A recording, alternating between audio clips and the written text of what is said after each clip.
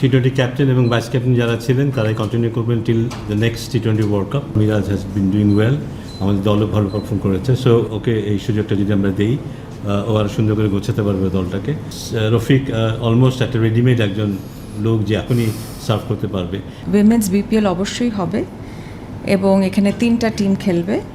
যারা পদত্যাগ করেছে তারা তাদের ব্যক্তিগত কারণে পদত্যাগ করেছে, শুধু এটা তাদের বিষয়। প্রাইমারিলি আমরা একটা কমিটি গঠন করেছি এবং সেই কমিটি আগামী বোর্ড মিটিংয়েই এই সংক্রান্ত পূর্ণাঙ্গ প্রস্তাবনা উপস্থাপন করবেন।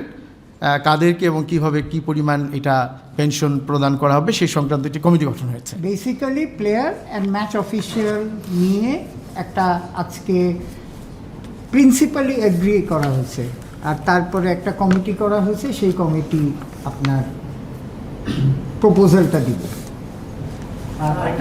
জি, আমরা একটা করে প্রশ্ন করি, অনেকে আছেন তো পিছনে, প্লিজ। জি ভাই প্লিজ।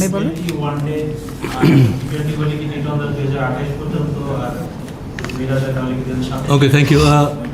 আমরা তো জানি অলমোস্ট আমাদের টি-20 ক্যাপ্টেনের টেন্ডার শেষ হয়ে গেছে গত টি-20 বিশ্বকাপের সাথে সাথে। সো টি-20 ক্যাপ্টেন এবং ভাইস ক্যাপ্টেন যারা ছিলেন তারাই কন্টিনিউ করবেন টিল দ্য নেক্সট টি-20 ওয়ার্ল্ড কাপ, যেটা 2028 সালে হবে। পাশাপাশি আমাদের ওডিআই ক্যাপ্টেন তারও টেন্ডার শেষ হয়ে যাওয়ার সময় প্রায় কাছাকাছি এসছে। সো আমরা ফিল করি যে ইটস ভেরি ইম্পর্টেন্ট যেন ক্যাপ্টেনরা নিরবিচ্ছিন্নভাবে তাদের কাজ করতে পারে এবং একটা লং টার্ম ভিশন নিয়ে কাজ করতে পারে। মেহেদী হাসান মিরাজ যেহেতু অলরেডি প্রায় বছরখানেকের মতো হয়েছে তার এই ক্যাপ্টেন্সি ব্যাপারটা, এবং বিশ্বকাপ যেহেতু এখন আরও সময় বাকি আছে, সো উই থট যে ওকে এই সুযোগটা যদি আমরা দিই, ও আরও সুন্দর করে গোছাতে পারবে দলটাকে। এবং আমাদের ধারণা Miraz has been doing well, আমাদের দলও ভালো পারফর্ম করেছে। সো ওইসবের পরিপ্রেক্ষিতে এই সিদ্ধান্ত নেওয়া। লং টার্ম একটা হচ্ছে লং টার্ম সবাইকে দেওয়া এবং একটা নিশ্চিতভাবে যেন ক্যাপ্টেনরা তাদের দল গঠনের ক্ষেত্রে ভূমিকা রাখতে পারে, এই ব্যাপারটাই। Thank you. হ্যাঁ, সিকান্দার স্যার, লিটনকে 2008 সাল পর্যন্ত যদি বিবেচনা করে দেখেন, সেটা কি তাকে অ্যাওয়ার্ডের পড়া কিনা, যেহেতু বিশ্বকাপে একটা খেলতে পারেনি এই কারণে? না, আমার ধারণা যে ও যা কাজ করছে ভালো কাজ করেছে এবং ওর আন্ডারে এটা থাকলে আমাদের দল আরও ভালো করবে, গোছানো একটা দল আমরা পাবো।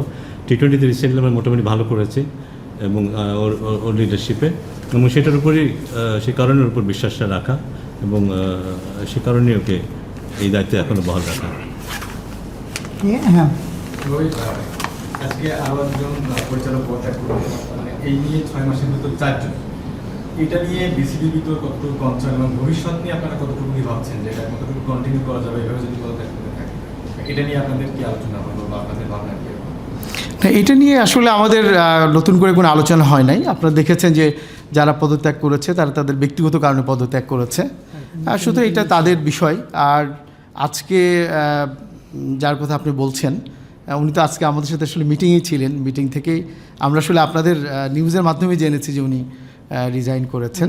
হ্যাঁ, তো উনি বিশেষ করে হচ্ছে যে 4 জনই রিজাইন করেছেন, আপনারা যেটা জেনেছেন, তারা যথেষ্ট পরিমাণে ভূমিকা পালন করেছেন এই বোর্ডের জন্য, বিসিবির জন্য বা ক্রিকেটের জন্য।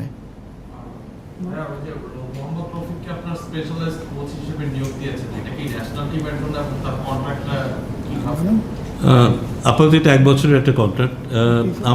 আমাদের মনে হয় যে মোহাম্মদ রফিকের মধ্যে ও যদি পারফরমেন্স দেখি, ওর খেলোয়াড়ি জীবনের পারফরমেন্স দেখি, এবং এখনও যখন ওর খেলা আমরা দেখি, আমাদের অনেক সময় দেখে মনে হয় না যে রিটায়ার করে একজন খেলোয়াড়।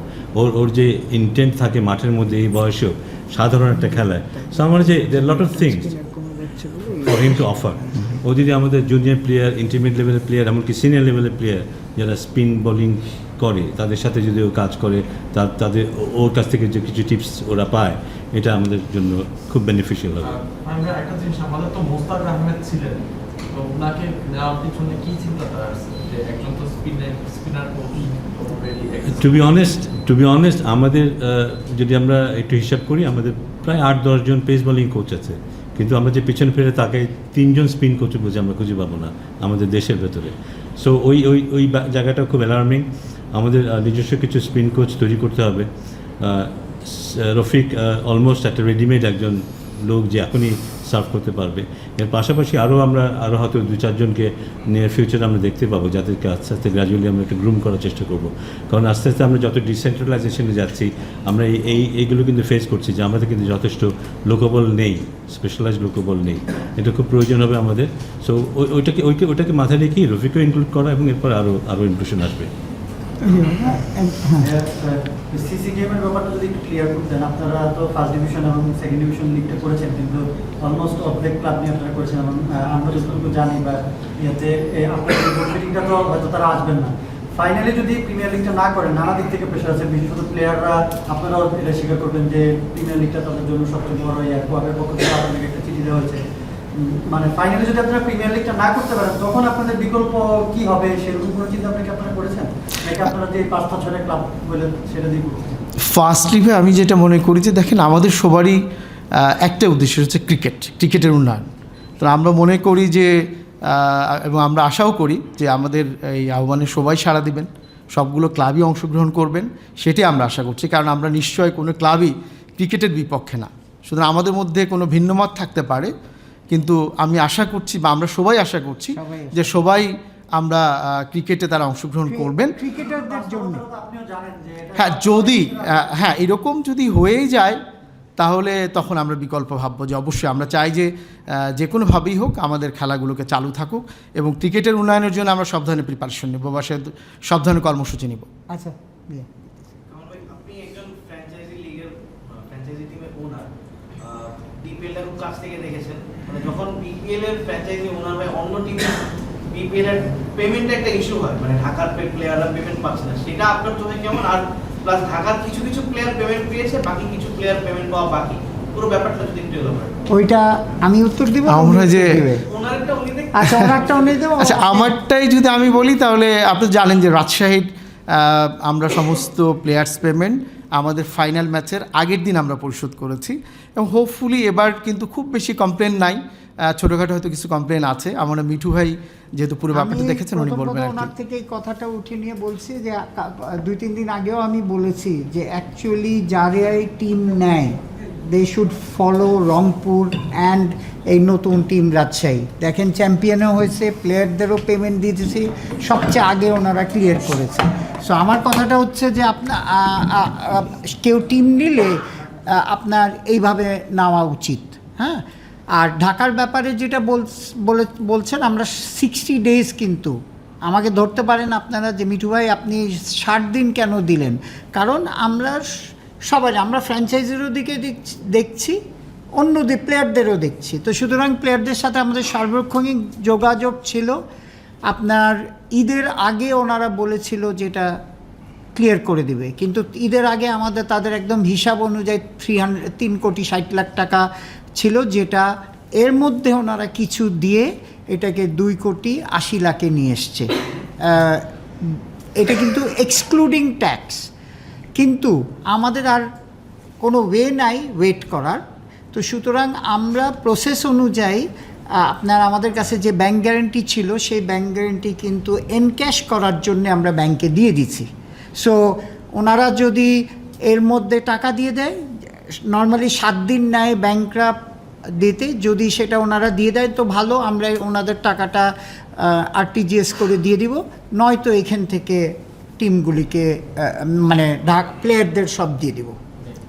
আমার একটা কোশ্চেন আছে, সেই কোশ্চেনটা হলো যে বোর্ড চলছে, অনেক সিদ্ধান্ত হচ্ছে, ভেতরে নিয়োগ প্রক্রিয়া নিয়োগ অনেক বেশি এক্সপেন্ডিচার বাড়ানো হচ্ছে, এরকম একটা প্রতিবাদকতা হয়েছে আপনাদের মিটিংয়ের ভিতরে যে সিএফও কিংবা আদার্স যাদের নিয়োগ দিচ্ছে তাদের অনেক বেশি বেতন দেওয়া, এগুলি নিয়েও আপত্তি উঠেছে। তো এই ব্যাপারগুলো একটা ক্লিয়ার করবেন। এখন এই বোর্ড নিয়ে আরেকটা বিষয় হচ্ছে, সেটা হচ্ছে যে এই বোর্ড টিকবে কিনা, যে আলোচনাটা আপনার বাইরে হচ্ছে, এটা কতটা এফেক্ট করছে বাংলাদেশের ক্রিকেটে এবং আপনারা কি কাজ করতে পারছেন কিনা ঠিক মতো, এটার একটা উত্তর দেবেন।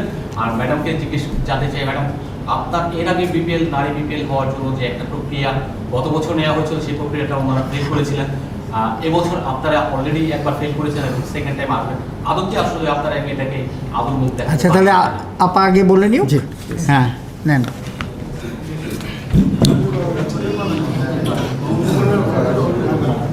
কি হয়েছে? আপনি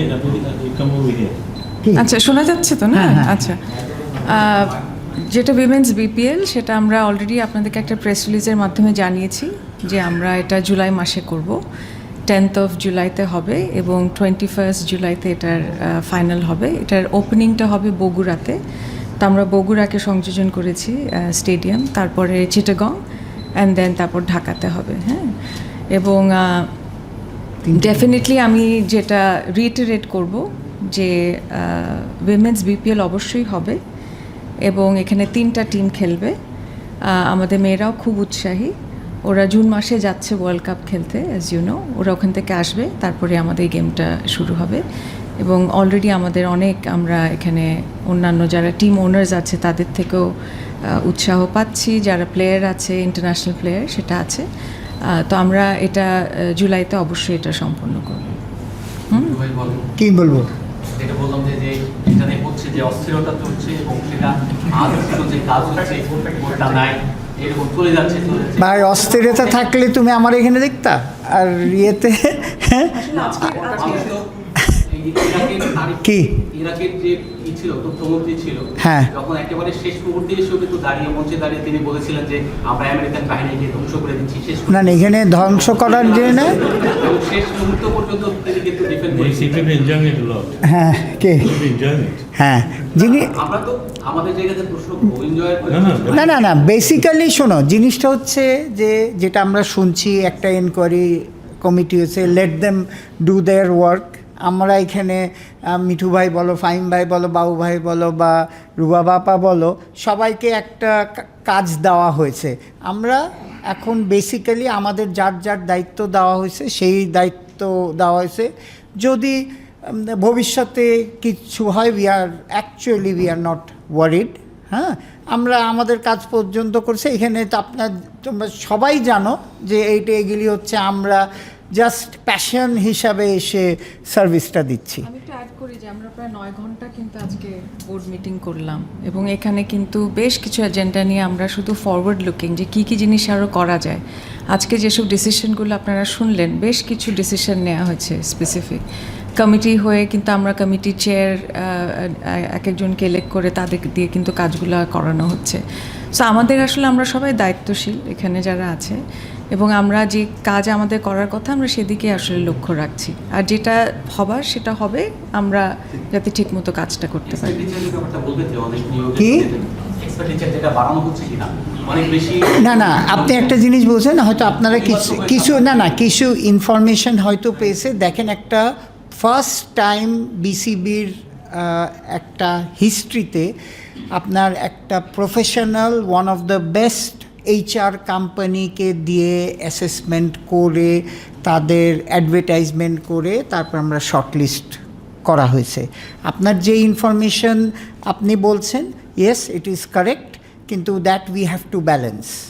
কথাটা বলছেন, এটা সব সময় সব কোম্পানি চলার সময় হয়। যখন আপনিও একটা সংস্থায় কাজ করেন, যখন নতুন লোক নেয় তখন হয়তো একটা বেশি দিয়ে নিতে হয়, কিন্তু এটা সব কোম্পানিতে যেইভাবে ব্যালেন্স করা হবে এই ক্রিকেট বোর্ডেও সেই ব্যালেন্স করা হবে। হ্যাঁ, মিঠু ভাই না বাবু ভাই? আরে বাবু, আমরা এদিকে আসতে পারি কি ব্যাপারটা হলো যে আপনারা ক্লাবগুলোকে এখন ইনভাইট করেছেন মিটিং এর জন্য, হুইচ ইজ ফাইন, কিন্তু সেটা এপ্রিল মাসে এসে এখানে মানে ক্লাবগুলো আসবে কি না আসবে সেটা তো আপনাদের ভাবার বিষয় না, আপনাদের কাজগুলো করে দেওয়া উচিত ছিল। এপ্রিল মাসে শেষে চিঠি দেওয়ার পরে আপনারা এখন মাত্র তাদেরকে মিটিংয়ে ডাকছেন। সো আপনাদের এত লেটটা কেন হলো? মানে ঢাকা প্রিমিয়ার লিগের মতো একটা গুরুত্বপূর্ণ টুর্নামেন্ট নিয়ে আপনাদের এখন পর্যন্ত এই চিঠি দেওয়ার আগ পর্যন্ত কি উদ্যোগ নিয়েছেন একটা যদি থাকে একটু বলবেন, আর কেন লেট হলো একটু কাহিনী বলবেন। এইটা আমার কাছে মনে হয় যে আপনারা সবাই জানেন যে আমরা ইন্টারনালি কিন্তু ওনাদের সবার সাথেই যোগাযোগ করেছি, এবং এটা যে এখন করা হচ্ছে এইরকম ব্যাপারটা না। এখন তো ফর্মালি চিঠি দেওয়া হয়েছে, আমরা চেষ্টা করেছি যে সবার সাথেই ইন্টারনালি তাদের সাথে কমিউনিকেশন করে আপনার প্রিমিয়ার লিগটা শুরু করার আর কি। সুতরাং এই চেষ্টাটা যে এখন করা হচ্ছে এরকম না আর কি। প্রথম বিভাগ যখন আপনারা করেছেন, যেটা করেছেন আপনারা আপনাদের প্রসিডিওরটা ফলো করেছেন, কিন্তু প্রিমিয়ার লিগের খেলা এসে কোনো প্রসিডিওর আমরা দৃশ্যমান দেখিনি। সো সেটা কেন? না, আপনি মানে not taking anybody's side. Normally কী হয়, প্রিমিয়ার লিগটা কিন্তু যখন বাংলাদেশ টিমের প্লেয়াররা অ্যাভেলেবেল থাকে তখনই হয়। সো আপনি যদি সিরিয়ালি দেখেন নোমান ভাই নাও অ্যাগ্রি করতে পারেন ম্যাক্সিমাম সময়। আচ্ছা যাই হোক, আমি আমি আমি শেষ করে নিই, তারপর আপনার ইয়েস। এখন না এইখানে এইবার হচ্ছে যে আমাদের দেখেন জানুয়ারিতে শেষ হয়েছে, যে প্ল্যানিংটা ছিল জানুয়ারি মাসে শেষ হয়েছে আমাদের বিপিএল, অনেক কষ্ট হয়েছে কিন্তু শেষ হয়েছে। তারপর কিন্তু ওয়ার্ল্ড কাপে যাওয়ার কথা ছিল, ওয়ার্ল্ড কাপের তো আগেই প্ল্যানিং ছিল। তারপরে যেহেতু ইলেকশনটা ছিল, হ্যাঁ ইলেকশনের পরে তার আগে কিন্তু আমরা দেখেন first division and second division শেষ করেছে। আমরা এক্সপেক্ট করছিলাম যে বারবার বলছি, আমি অ্যাজ এ ফর্মার ক্রিকেটার হিসেবে বলছি, কোয়াবের মেম্বার বলেন আর হিসাবে বলছি যে খেলার সাথে অন্য কিছু আমাদের মিক্স করা উচিত না। হ্যাঁ, সো এখন জিনিসটা হচ্ছে যে আমরা চাই, কারণ এটা আপনার এটা এগ্রি করতেই হবে যে প্লেয়ারদের, এই যে মিড লেভেল প্লেয়ারদের, আপনি প্রিমিয়ার লিগ বলেন আর এই থার্ড ডিভিশনের প্লেয়ারদের বলেন, এই খেলাটার উপরেই কিন্তু তারা সারা বছর চলে। তাদের ইকুইপমেন্ট বলেন, বাসার খরচ বলেন, প্র্যাকটিস খরচ বলেন, এটার উপর করে। সো না এখন কাজ হচ্ছে না, আপনি এখন কাজ হচ্ছে না আমাদের থেকে, কিন্তু আমরা ফুললি রেডি, আম্পায়ার নিয়ে রেডি, ম্যাচ রেফারি নিয়ে রেডি, উইকেট নিয়ে রেডি, প্লেয়াররাও রেডি। এখন যারা অন করে আসতে চাচ্ছে না, আপনার এই কোয়েশ্চেনটা আমার মনে হয় আপনারা তাদেরও করা উচিত। যেগুলো কিছু হলে আমরা একটা প্রেস রিলিজ পাই, তদন্ত কমিটি হলে আমরা প্রেস রিলিজ পেয়ে গেলাম। প্রিমিয়ার ডিভিশন দিয়ে আপনারা কি প্রেস রিলিজটা দিয়েছেন এখন পর্যন্ত? কোনো কিছু দিয়েছেন না। আমি বারবার সেটাই বলছি যে আমি তাদেরকে তখনই প্রশ্ন করতে পারতাম, আপনি দল বদলের তারিখ ঘোষণা করেছেন, কোনো ক্লাব আসেনি, আমি আপনাকে ধরতে পারতাম। আপনারা মিটিং ইনভাইট করেছেন, তারা আসেনি, আমি আপনাকে ধরতে পারতাম। আপনি এপ্রিল মাসের 8 তারিখে এসে আপনারা মিটিংয়ে প্রথম তাদেরকে ইনভাইট করেছেন। ইন্টারনালি যোগাযোগ তো আসলে নরমাল কিছু হলো, কারণ ওইটাও দেখতে নরমালি আপনাদের দিক থেকে একটা পদক্ষেপের কথা আমি জানতে চাচ্ছি। না এই পদক্ষেপ, এই প্ল্যান তো ছিলই। কারণ আপনি ইলেকশনের সময় আমরা খেলা দিইনি, তারপরে আপনি দেখেন, আমি জাস্টিফাই করতে চাচ্ছি না, তারপরে ঈদের একটা বড় ছুটি হয়ে গেছিল। তো সব সময় প্ল্যান ছিল এরকম সময় প্রিমিয়ার লিগ করা হবে। সো এখন সেই জন্যে হ্যাঁ আপনি বলতে পারেন যে আমরা আগে দিলাম না কেন। আমি যদি সিসিডিএম হইতাম রাইট আনসারটা দিতে পারতাম। হ্যাঁ সিসিডিএম হলে রাইট আনসার করতে, কিন্তু I am not defending anybody, but basically এই জন্যে এসছে। কিন্তু আমরা চাই একদম মনে প্রাণে, সব ডিরেক্টর বলেন, প্রেসিডেন্ট বলেন, সবাই আমরা চাই যাতে খেলাটা হোক। অ্যান্ড আটমোস্ট রিকোয়েস্ট করছি টিমগুলিকে, আবনি বলেন, মোহামেডান বলেন, যে বাকি সব টিম বলেন, সবাইকে রিকোয়েস্ট করছি যে এই ক্রিকেট খেলাটা বাংলাদেশ ক্রিকেটের জন্য খুবই জরুরি। তো এইটা আমরা যদি করতে পারি, আর অন্যান্য জিনিস যা আছে সেটা তো সাইমেলটেনিয়াসলি প্যারালালি চলুক, যাতে আমাদের রিকোয়েস্ট, আমার মনে সবারই রিকোয়েস্ট যারা আমরা ক্রিকেটের সাথে জড়িত, আমরাও নোমান ভাই সহকারে সবারই ইচ্ছা যে খেলাটা একসঙ্গে হোক।